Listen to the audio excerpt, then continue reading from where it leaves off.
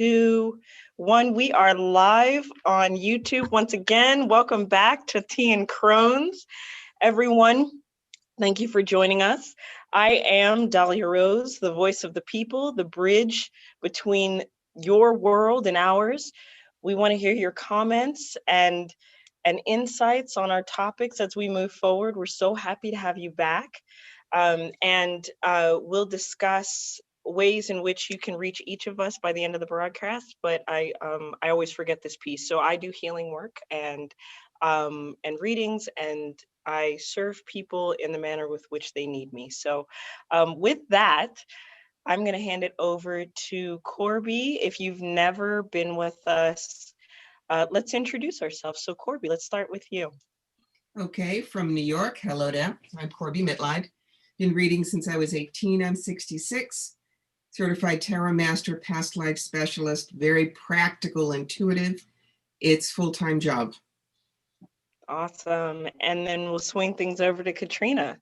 I'm Katrina Raspold. I'm on the other side of the country in California, and I own a shop called Crossroads in Shingle Springs, California. I'm a professional witch working there 5 full days a week, and I do spell work for people. I also am a professional healer, published author. I think it's 39 and 40 that are coming out this year. I lost count somewhere down the line.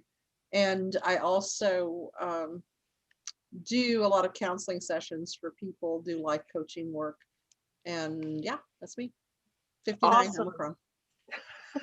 You are Crone.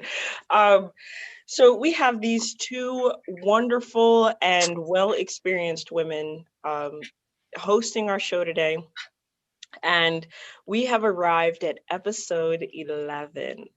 So today we're going to be talking about what's called the big let go. So what does that mean? Today we're going to be discussing the signs and signals of the need to let go, the need to release, and how to engage with that process. It's going to be different for everybody. So if you feel like you've approached the letting go process and have something to share, we want to hear it in the comment section.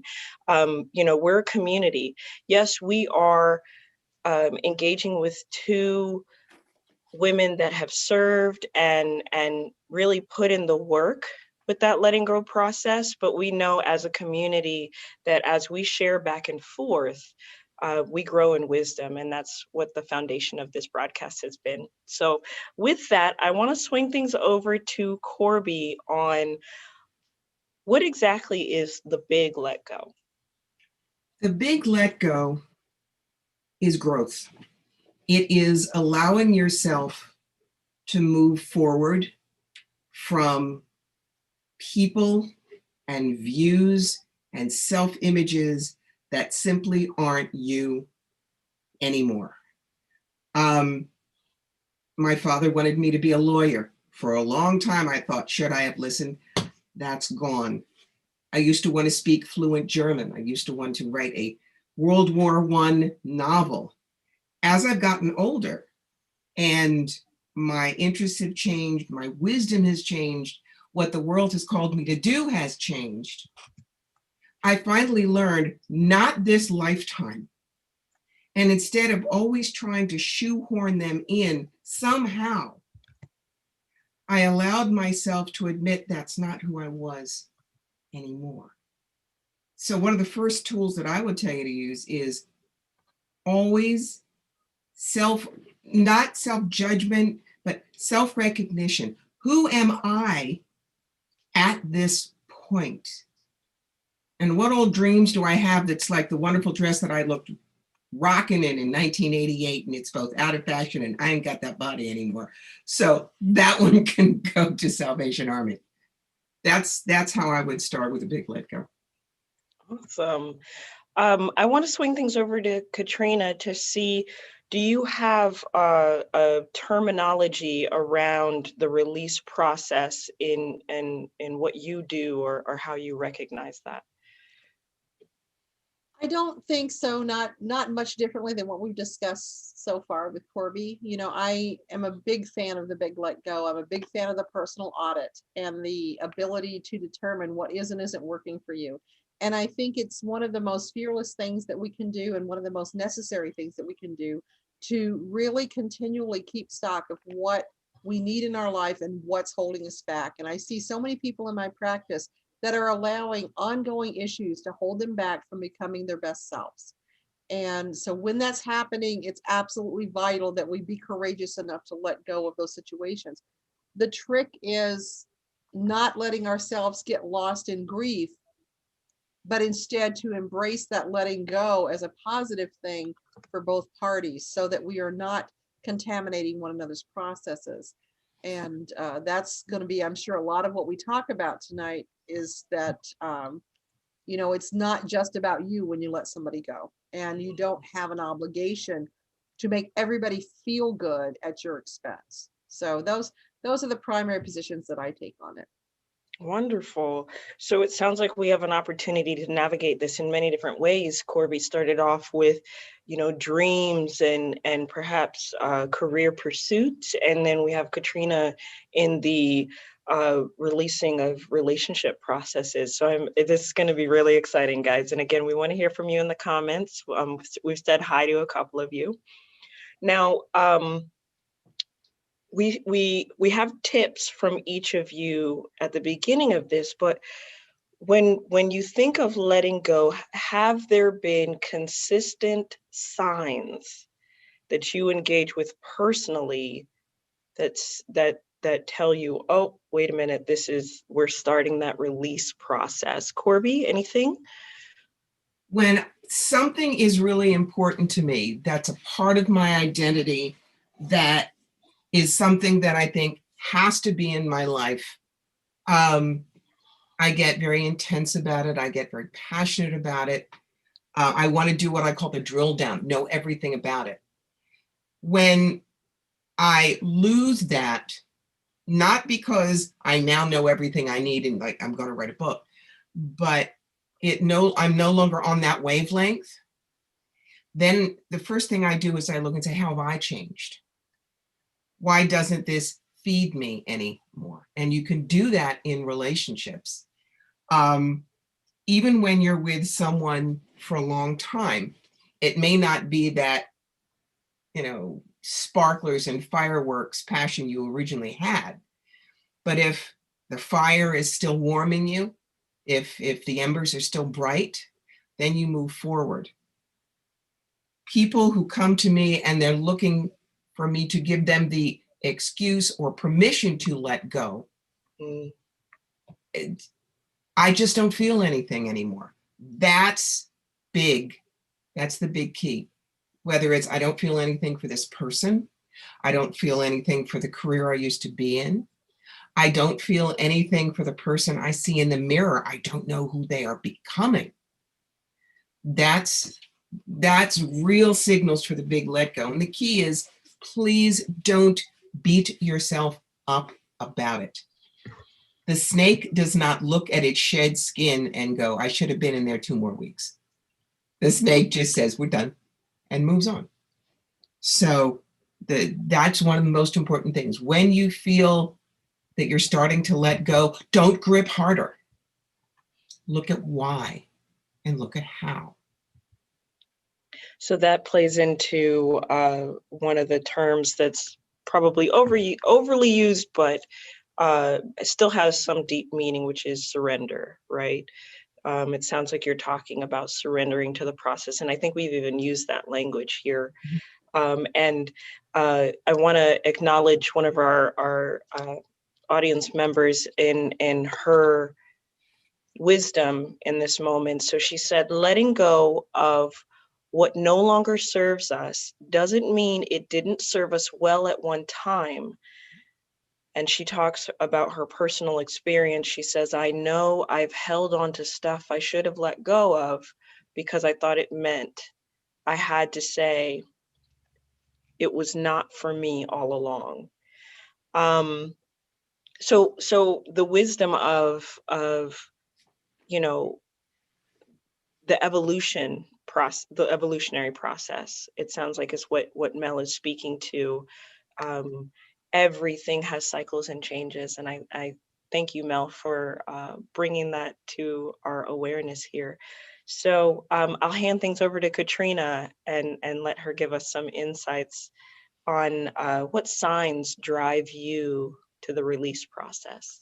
What's interesting about this is I literally finished up my basic healer class and walked right into this broadcast.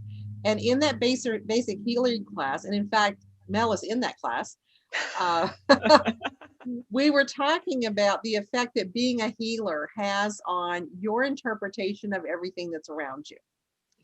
And what happens when you, and this becomes pertinent in a second, but what happens is that when you engage the world from the perspective of a healer, all of your energy becomes precious, because that energy is going to be part of what is a conduit to bringing that divine energy down to help someone. And so the waste and the drains on your energy become completely intolerable. And what the way that this manifests in signs, and I see this in my own life as well, is similar to what Corbie was describing. She was describing a lack of interest in something, whether it's a person or a job or a hobby or whatever it might be. Sometimes it goes even further and it becomes that is an irritant. So someone who has been in your life who has some behaviors that are uncomfortable to you may have been tolerable when those people served a specific purpose in your life, or when you were connecting with them in some meaningful way. But once that connection eases up a little bit, all of a sudden those behaviors that you were just tolerating become horrible, and you get very frustrated with the people. And I've noticed this in my I say cruise of healers. This is now class 4 of the healing, different types of healing series that I've done. And all of the people who were going to continue on as strong healers went through this purge of relationships, where suddenly the people who were just using, the people who were just taking advantage of that person or draining that person without giving back just fell away. Situations occurred where they had to be released. And so I think when you do your audit of yourself, if you're noticing how you feel around certain people, that's your tell. And I once heard it said, and oh my gosh, I've quoted this so much, I wish I could remember who said it, that the measure of a person and your relationship with that person is how you feel when you're walking away from them. Do you feel like you're empowered and joyful and wow, I wish I could have spent more time with them. I can't wait to see them again. I'm so glad they're in my life. Or do you feel drained and frustrated and irritated? It's all got to do with how you feel in their absence, not in their presence. And what I would add to that is that, again, it's not just people. It's also, how do I feel when I have this mindset? How do I feel when I'm at this job? And it doesn't mean that everything is there to bring you joy, but it means that if something is eternally bringing you frustration, it needs to be mitigated and go away. And one thing I see that is really sad is a lot of times people don't distinguish the fact that they're unhappy in their life versus I'm unhappy with my relationship. And they want to change something. And so they let go of the relationship thinking that's going to fix it all. And they end up feeling the same way because it wasn't the relationship they needed to let go of. It was parts of their lives that are not working. So often part of that audit comes into play in the sense that, okay, is this about this person or is this about something in me? So it has to happen with care. Wow. We've got some. So if you guys notice, I am, I'll look down every now and again. You'll see my computer shake like this a little bit. It's because I'm taking notes. I am absorbing this wisdom as it comes out. And wow. So it sounds like with both relationships and dreams, we can apply this personal resonance to these concepts and find out where we fall. Katrina, you took us into a specific place to say sometimes it's life and not these interpersonal connections. So that's an interesting thing to touch on. And I wonder if you can expand on what you meant by addressing the life challenges in Certainly. particular. An example of this, and this is probably what would come to everybody's mind, is the marriage midlife crisis, where you've been with someone for a long time and you're just generally unhappy. And a lot of us hit a place when we're in our 40s or in our 50s where we're taking stock of what we've accomplished so far, more importantly, what we haven't accomplished. And we start thinking of all the reasons why that hasn't happened.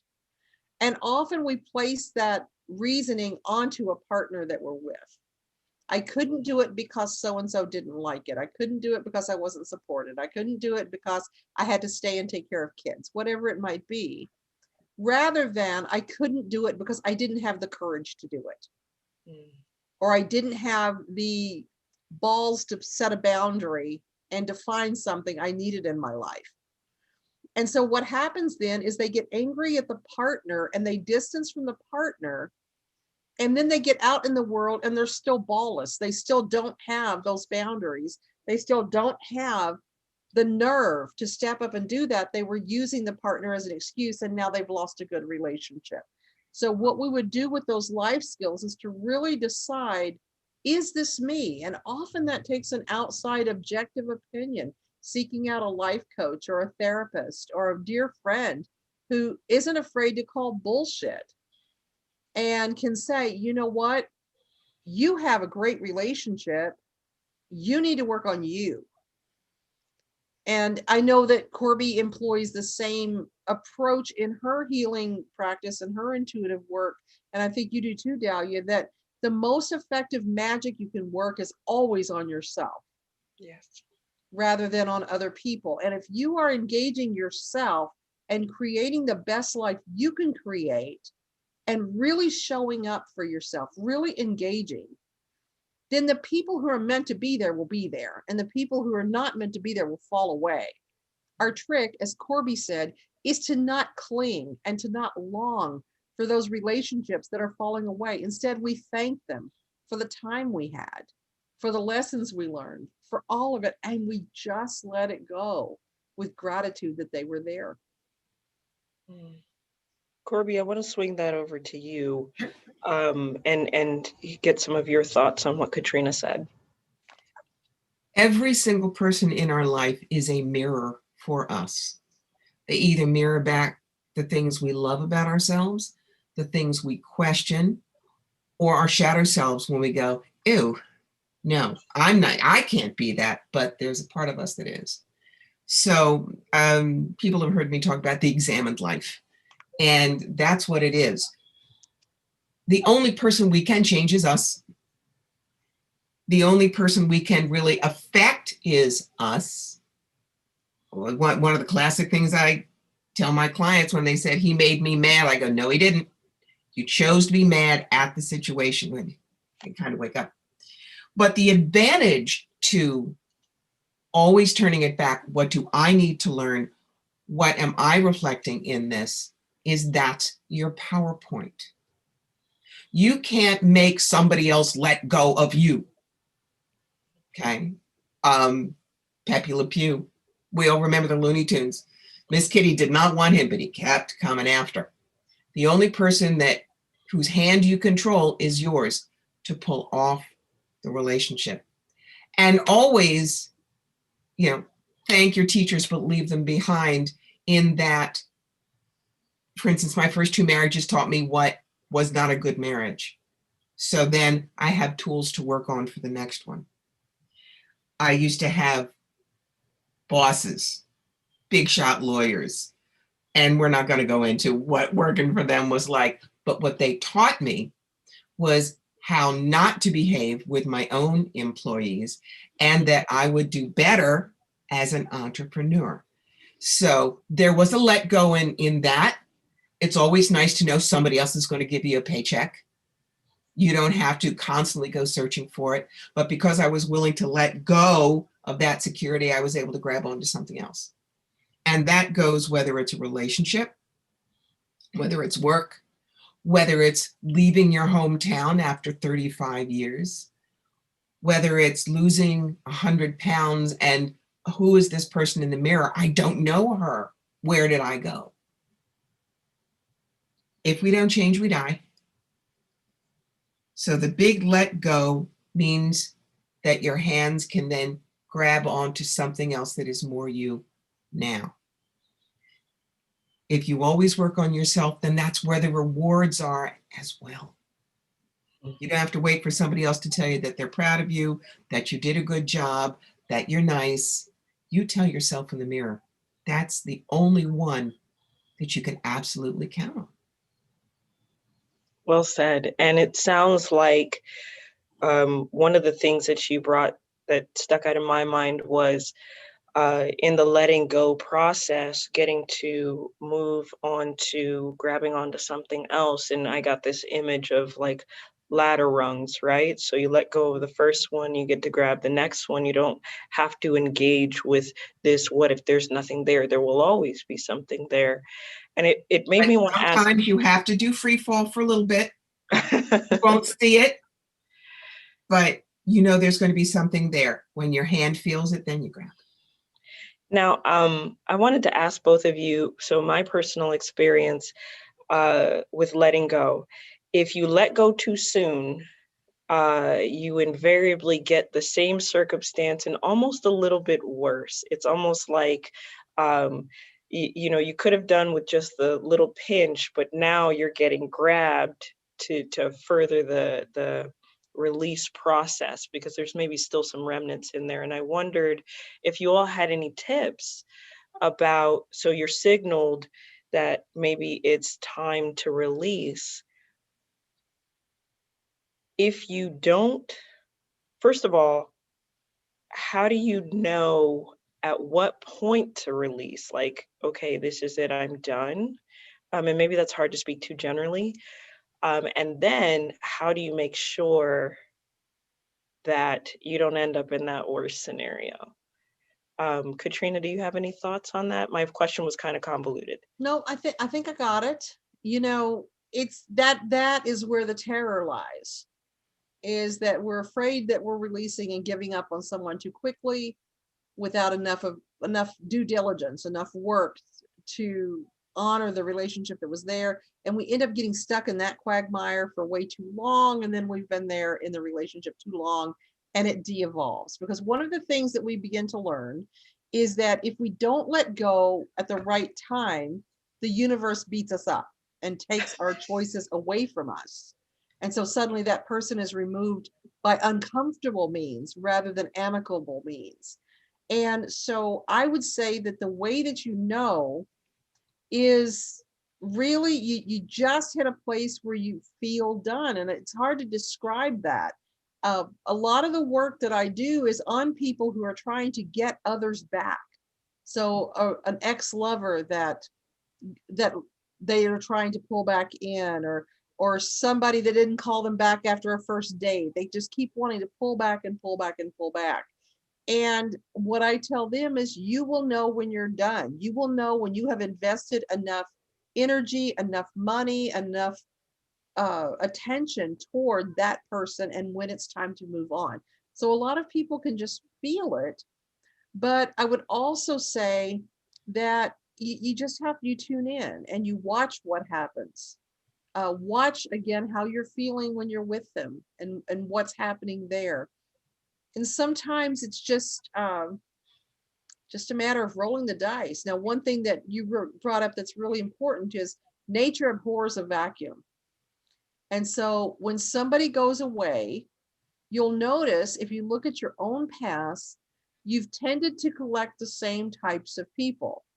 And often that's not good. This can be in our personal relationships that are friendships or romantic relationships where we're repeating the same cycles over and over because we go for the sense that feels familiar. We try and fill that vacuum. And what people don't stop to think about usually is that any behaviors that you tolerate in somebody else, you do condone. you're saying that that's okay. And there's that old saying, if they'll do it with you, they'll do it to you. So if you're around people who are gossiping, they are going to gossip about you. You are not special. They're going to be talking about you too. If you're engaged, if you're having a relationship with somebody who is being unfaithful in a monogamous relationship to be with you, it's very likely that they are going to eventually have that same experience with somebody else with you on the other side. I mean, again, the behaviors you tolerate in a person that you would normally not tolerate are the ones that you are condoning and accepting into your life.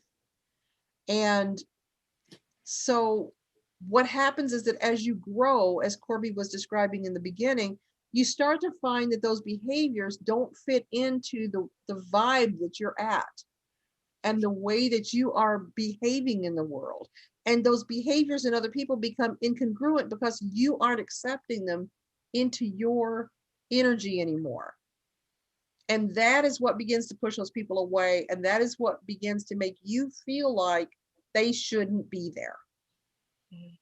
And so you just pay attention to the harmoniousness of the people around you, not a bump in the road with a friend or a miscommunication or both of you are tired and you're just bitchy with each other. That's not it. I'm talking about ongoing trends of negative associations you develop with a particular person, a particular job. If you're bitching to me about your job all the time, I don't care how much money you make. My advice to you is going to be, for your peace of mind, leave the job. Oh, I can't because, well, you got no balls. I'm sorry. And I don't say that from a position of privilege. I say that from a position of preservation, that I have watched so many people allow themselves to be trapped, that Eight of Swords card, to be trapped in horrible suffering situations. I can't because I have jumped off so many cliffs. I just don't have huge patience for that, I'm afraid. So yeah, I think the signs to watch for are just, when is this behavior becoming intolerable? When are you having to turn around to your partner or your friend after that other person leaves and goes, oh my God, they're just making me crazy? That's when you need to start paying attention, when that's happening time after time after time. When the job is just something you can't tolerate anymore. When you're starting to dread that article that you've got to write for a particular blog or whatever it might be, that's when it's time to say my energy needs to go somewhere else. And you don't think about the latter. You don't necessarily have to think about that I'm letting this go. You think about opening your arms for what comes next that isn't, that's the next level up. That's the next best thing, instead of something that's dragging you down to where you were before. Wonderfully said. I'll throw it over to Corbie for comments. I love that Katrina picked the Eight of Swords because it has so much wonderful allegory. So I pulled it out. Yeah, it looks really scary where you are, but if you can shrug off the bindings and take off the blindfold, meaning, yes, I'm looking at the situation honestly, and I will do the moving to change it or leave it. Notice that she is not pinned down by the swords. She can walk out, but she's got to do it under her own power. No one else is going to save her. And that is the key for the most important let goes. You must be your own hero, your own heroine. You have got to have the courage to walk out.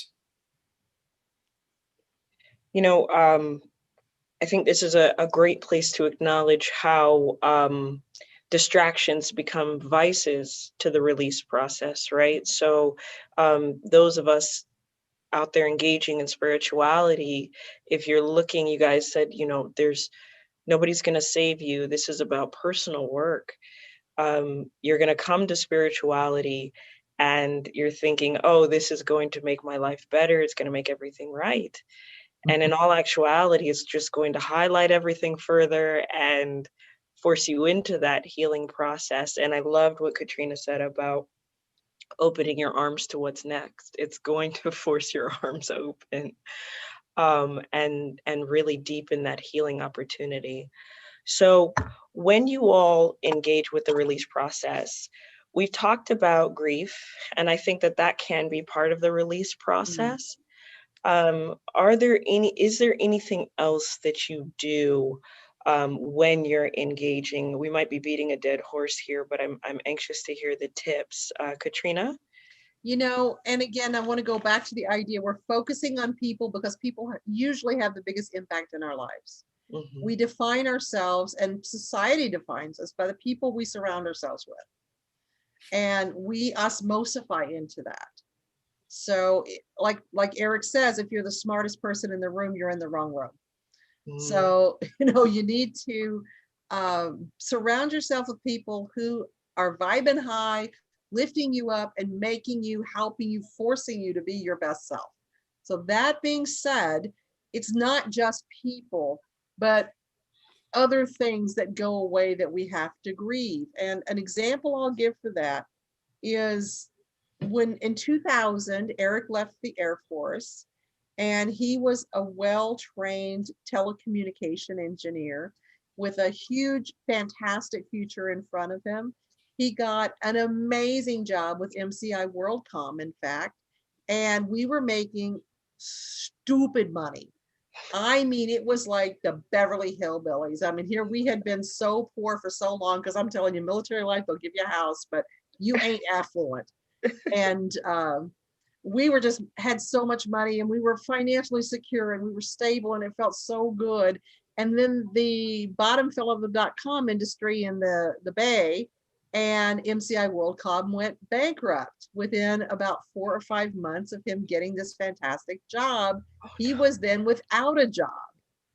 And because of the failure of telecom companies, we had job after job after job of businesses closing down around him when he thought he was secure in a wonderful job. And so we would just get caught up from the last failure, and boom, lose another job, lose another job, lose another job. When we started this process, we were just pulling the hair and beating the chest and beating the ground. And oh, Goddess, why have you forsaken us? And this is so terrible. Why are all these horrible things happening to us? And crying to each other. By the time this got to about the 5th or 6th job, we had a routine in place. And that was that I'd pick up the phone. This was before we had cell phones. Pick up the phone, honey, I'm on my way home. Oh, did it happen again? It sure did. Great. We're going to get to spend a lot of time together, and let's go out to dinner tonight. We would then, as an act of faith, go out to dinner, and whatever money we had at that time, we spent on that dinner. I mean, we released everything as a sign of faith and had a nice dinner. That was our I got laid off dinner. And when we started engaging that process differently, he would get another job like that. And that, I think, encapsulates the idea of any situation. If you go at it with, why me? Why me? Why is this going away? Then your focus and your energy is all on loss and grieving and pain and fear, operating from a place of fear. Whereas if you go at it of, I am so excited to see what happens next. What best friend is coming? What new partner is coming? What job is going to be there for me next? That opens up a whole horizon on the universe for wonderful things to pour in. And it doesn't close you off into that little 8 of Swords terrified ball that's saying, I'm so scared, I'm in my blindfold and I feel danger all around me. No, you say, blindfolds off. I'm doing this. Let's go. And it's not for everybody. And listen, I want to tell you, I'm a Virgo. That does not come naturally for me. That was something I had to force, kicking and screaming into myself. But once I did, and I got that breath of excitement, I was hooked. It was addictive. So that when the loss happened, you just quickly transmute it into, let's see what happens next. And it opens up all the doors. That's my advice for mitigating the loss. I love that. That's absolutely, it's exciting to hear about it. And then, also fellow Virgo, and I'm like, oh God, like it Right? definitely engages Yeah. the fear too. Yep. So it Yep. wasn't even my situation, but I'm And like, Moon and oh, Rising here. So yes, back in the 1960s, IBM in every office had a big sign that said, think. Think. These Yeah. days, I'm telling you, you want a big sign in your house that says next. Next is a magic word. So well, I think we all got to see that loss and next stuff with 2020. Am I right? Like there was just, French. okay, what's happening next? Like Why do you think I'm writing the big reboot? We cannot go back to who we were. The year of murder hornet bingo pried our fingers open to make us let go.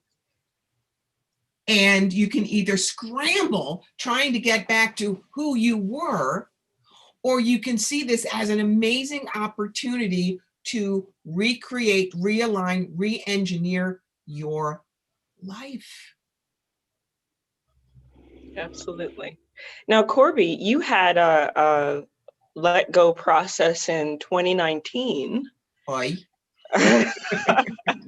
Why don't we hear a little bit about that and how you engaged with the release process? Painfully, literally. Look, I loved being on the road from about age 46 or 7 to age, where was I? 64 or so. But it was grueling. I'd be home maybe 2 days a week, maybe 3, and lots of hotel rooms and 18-hour days. But I thought that's the way I was supposed to be. And for a couple of years, shows started to fold. The shows stopped paying for themselves, so I get them off my roster. And it used to be 45 weekends a year. Now all of a sudden it was 23, and I was panicking. And the universe kept trying to say, it's time to be home. You have things to write. We have it under control. Please be home. And I would go, no, next year. And they said, okay, fine. So July 2019, literally 8 hours after my husband left with my brother to go on a weekend guy jaunt, I got a herniated disc and pinched nerves. On a scale of 1 to 10, pain was at a level of 6,092. And I was alone. And I had to deal with, literally any movement was agony. Well, we got it taken care of. And they showed me the x-rays and they said, yes, you can get better, but you are done on the road. You cannot sit in the car for 8 to 10 hours. You are not going to be loading in and loading out those boxes. You done. And so I got home and I kind of just looked up and said, you've made your point. Now Carl is retiring. I have got to make the money. Y'all better make it show up. And what happened the next year, but the year of Hold My Beer, when all the shows were canceled anyway, but I had been morphing my work online. It was a lot of work, but by the time we had the big shutdown a year ago, I was there. And it was astonishing. When I did my taxes this year, I actually made a little more than I did on the road with less overhead, which means Uncle Sugar got a big chunk, but that's all right. Someone has to pay taxes. I won't say that the last couple of years I stayed on the road were wrong. They just underlined and highlighted and circled what the universe was trying to tell me, so that now that shows are opening up again, I'm cheerfully saying, no, thank you. I'm home. If you're an hour and a half north of me, cool, because I don't have to, number one, Carl come with me and he'll load in and all that, and I don't have to stay in a hotel. But When I finally gave up fighting the universe and said, screw it, all right, I'm listening, the universe said, good, now let's make it better, and it did. But man, I can be stubborn. Mars and Taurus, stubborn.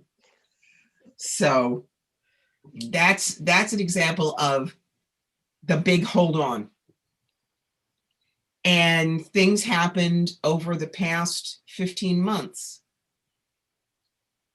Ideas of how to run my business, ideas of who I was, ideas of how to work with other people, ideas of what I was taught that I had to let go of, that I've been carrying around for 60 years, for which I'm just going to give a bow of respect and a notion of thanks to Miss Katrina, because she's one of the ones who kicked my butt about it. When you let go of who you were, you get to be who you are in all of its interesting possibilities and glory. It's not worth holding on to what was. It just isn't. Corpses stink after a while. Go be alive. End of soapbox. Sorry. So highlighting here, Katrina talking about disempowering loss and empowering the next phase, like really almost jumping through the portal, like, okay, there it is. Is that fire in the background? I don't know, but I'm going to do it. And then Corbie talking to us about engaging creatively to say, new ideas, new inspirations may come forward.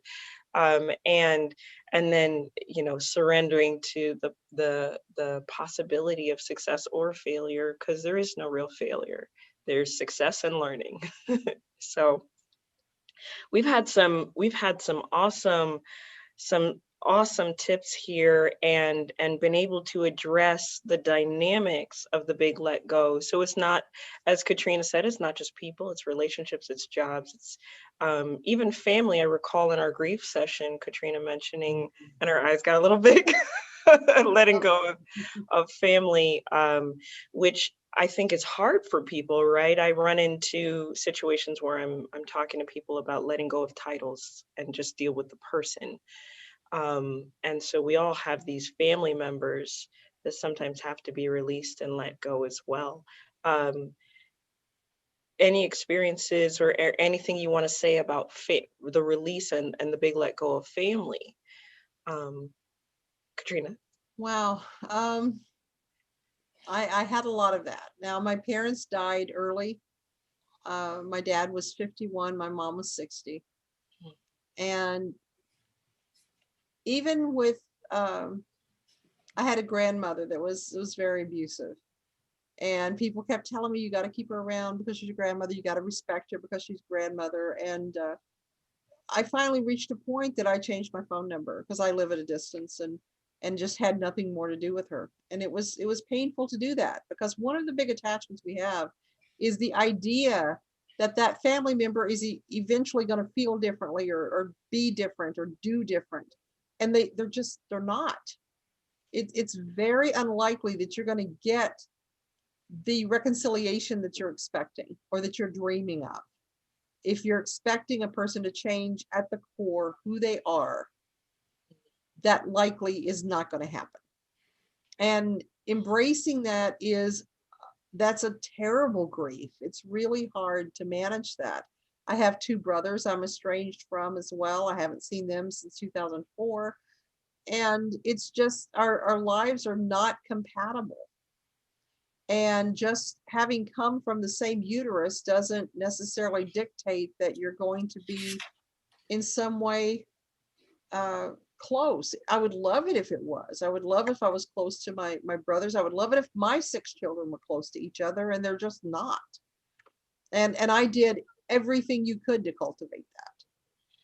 So I think that family is one of the hardest to let go of, because our culture is arranged in such a way that we're expected to maintain those bonds until death, just because of our DNA.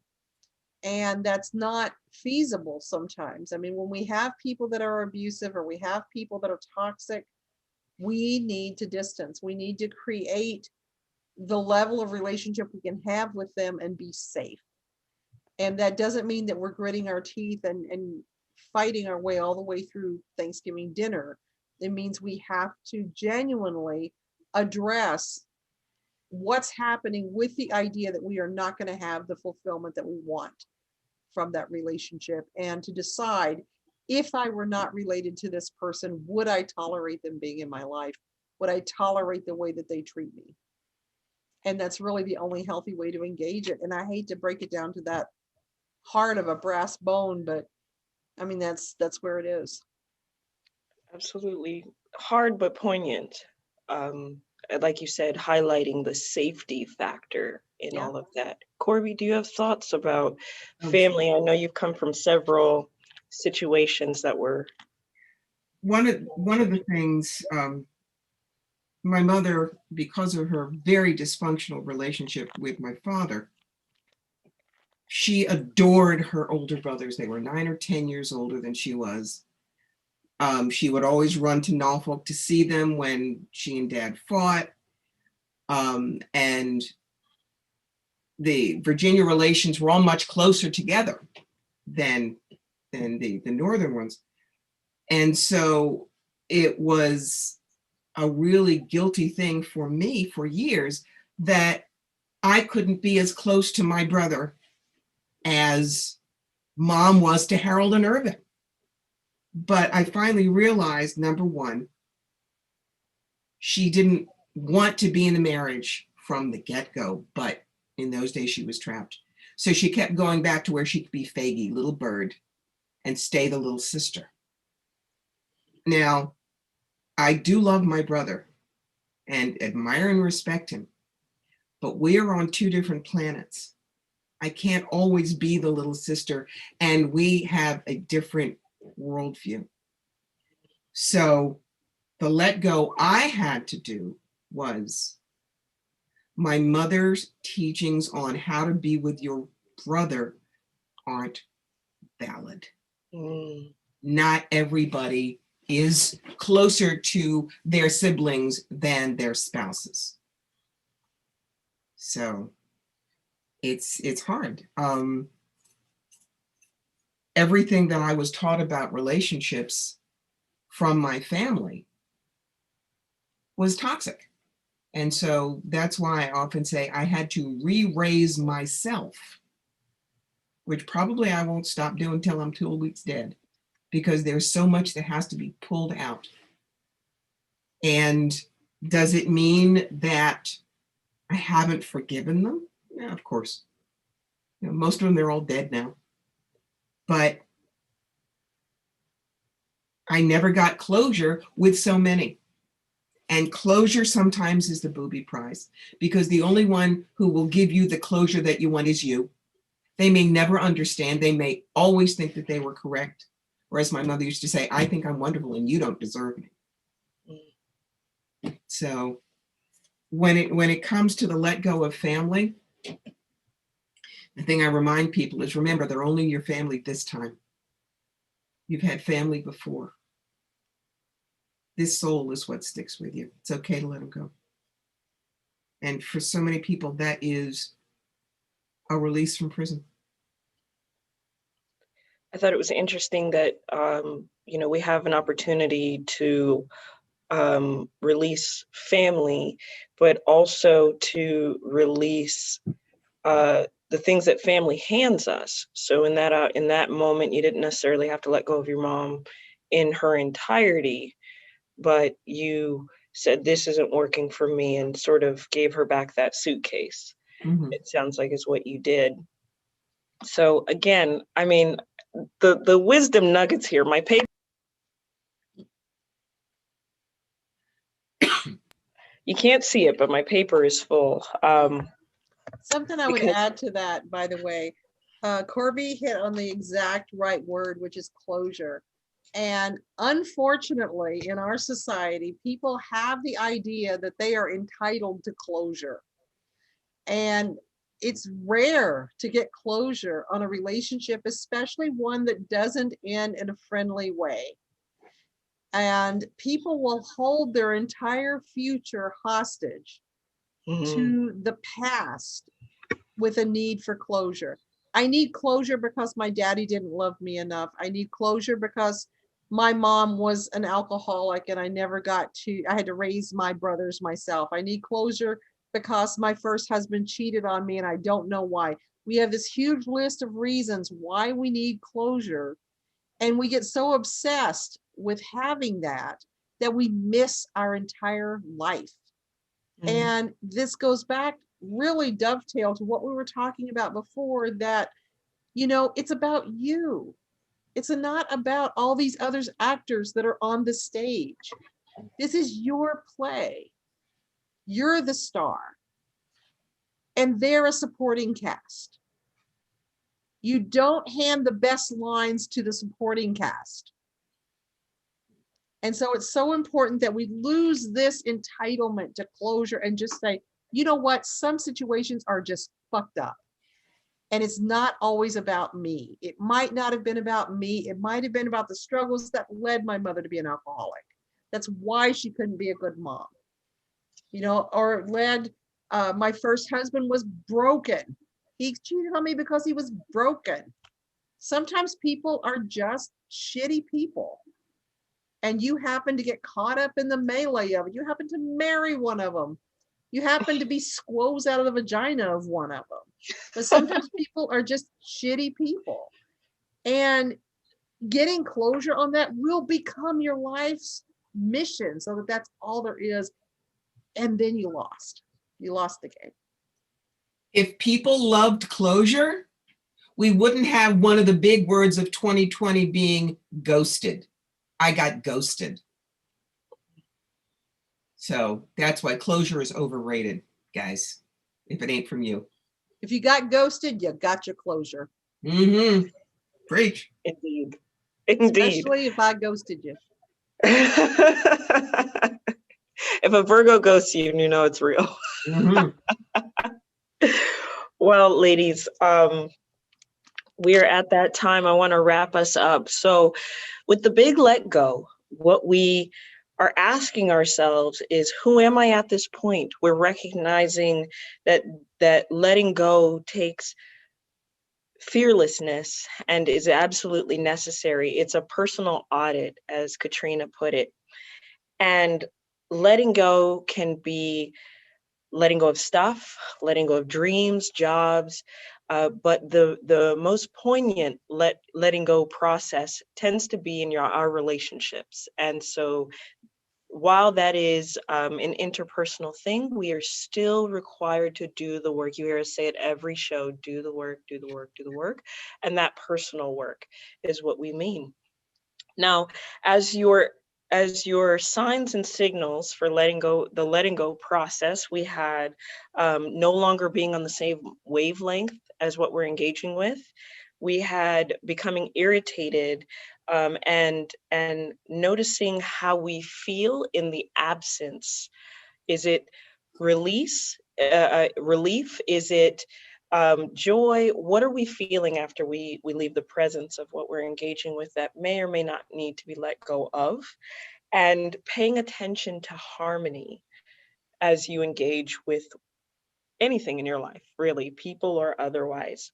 Now, as you're getting those signs and signals, you don't want to get lost in the grief, as Corbie put it, and you don't want to beat yourself up.